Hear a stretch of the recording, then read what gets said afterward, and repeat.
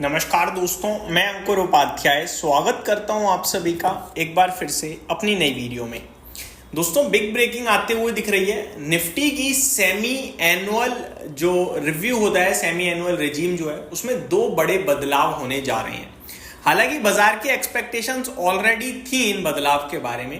पहले मैं आपको बताना चाहता हूं, निफ्टी की 2 बार रीबैलेंसिंग होती है। आपको पता है निफ्टी का ईटीएफ क्यों सजेस्ट किया जाता है आपको खरीदने के लिए?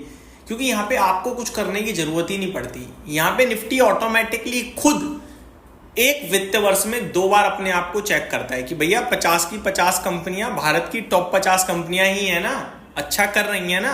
अगर कोई खराब कर रहा है तो भैया टाटा बाय बाय गुड बाय, अपना देखो, उसे बाहर करो, और जो बाकी कंपनियों में अच्छा कर रही है उसे निफ्टी के अंदर डालो। यानी कि आपको कुछ एनालिसिस करने की जरूरत है ही नहीं।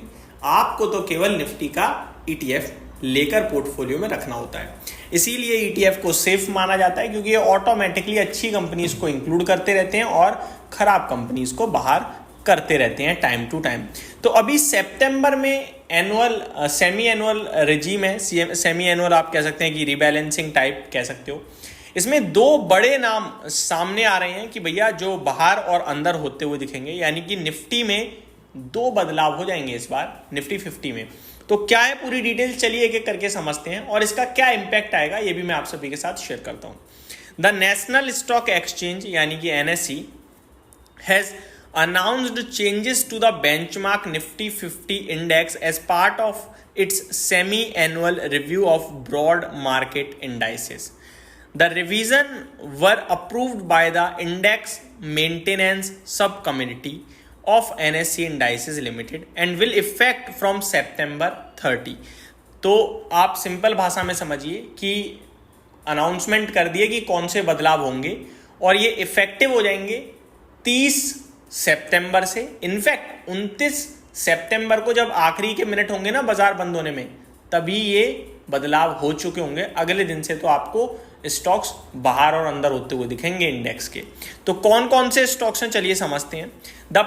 This periodic review is aimed at ensuring the index continues to reflect evolving market trends and sectoral representations, keeping it aligned with the changing dynamics of the Indian economy and stock market। जैसा कि मैंने आपको बताया कि जो अच्छा कर रहा है उसे अंदर लो, जो बेकार कर रहा है उसे बाहर करो, अपने आप को मेंटेन करो। अच्छा भाई साहब, 2 कंपनियां ऐड होने वाली हैं। कौन कौन सी हैं? पहली है इंडिगो, इंटरग्लोब एविएशन।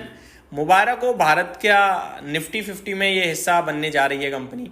और दूसरा स्टॉक है दोस्तों मैक्स हेल्थ केयर।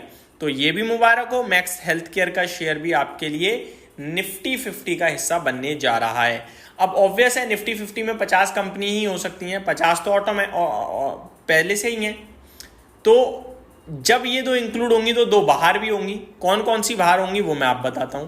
पहला नाम है हीरो मोटोकॉर्प का, एक्सपेक्टेड भी था। हीरो मोटोकॉर्प निफ्टी से बाहर हो जाएगा। और इंडसइंड बैंक दूसरा नाम है जो निफ्टी से बाहर हो जाएगा। इन दोनों की जगह लेंगे इंडिगो और मैक्स हेल्थ केयर। अब फर्क क्या पड़ेगा वो समझिए। मैक्स हेल्थ केयर और इंडिगो जैसे ही निफ्टी का हिस्सा बनेंगे तो इनके अंदर आएगा फंड इनफ्लो, पैसा आएगा, खरीदारी आएगी, तो ये शेयर्स में थोड़ा तेजी दिख सकती है। ठीक है जी। वहीं हीरो मोटोकॉर्प और इंडसइंड बैंक निफ्टी से बाहर होंगे तो पैसा बाहर जाएगा, आउटफ्लो जाएगा, तो थोड़ी बिकवाली दिख सकती है। यहाँ खरीद बेच करने की कोई जरूरत नहीं है, जानकारी पर्पज से है। क्योंकि हीरो मोटोकॉर्प और इंडसइंड बैंक निफ्टी से तो बाहर होंगे, आउटफ्लो होगा, लेकिन निफ्टी नेक्स्ट 50 में इंक्लूड होंगे, वहां पे इनफ्लो आएगा। ठीक है, तो ये सारी चीजें होती हैं। ऐसे ही मैक्स हेल्थ केयर और इंडिगो बाहर होंगे अगर निफ्टी नेक्स्ट 50 से, तो निफ्टी का इंक्लूजन होंगे, निफ्टी में इंक्लूड होंगे। ठीक है, तो ये फंड फ्लोज का सारा गेम होता है और ये एक रिस्पेक्ट वाली बात होती है कि आप निफ्टी 50 का हिस्सा हो, बस यही है। सेंटिमेंटल ज़्यादा चीज़ें इंपैक्ट होती हैं, फाइनेंशियल लेवल पे थोड़ा बहुत इंपैक्ट होती हैं। अब सवाल ये उठता है कि क्या करें। दोस्तों डेटा ये कह रहा है, ट्रस्ट मी, आप रीड कीजिएगा, जो कंपनी निफ्टी से बाहर होती है वो अगले 3 महीने में अच्छा करती है। जी हाँ, और निफ्टी से वही कंपनी बाहर होती है जिसकी परफॉर्मेंस आ नहीं रही होती है। मैं अभी रिसेंट एग्जांपल ही दे देता हूँ। डीवीज लैब निफ्टी से बाहर हुआ, आप देखो कहाँ से कहाँ चला गया था। अभी मैं हीरो मोटोकॉर्प या इंडसइंड बैंक की बात करूँ, दोनों ही खराब परफॉर्म कर रहे हैं, निफ्टी से बाहर हो रहे हैं। हो सकता है कि यहाँ भी अगले 3 महीने में कुछ अच्छा एक्शन देखने को मिले। और जो निफ्टी का हिस्सा बनता है वो तो एज यूजुअल अच्छा कर ही रहा होता है और आगे भी अच्छा ही करता है, वहाँ पे कोई दिक्कत होती नहीं है।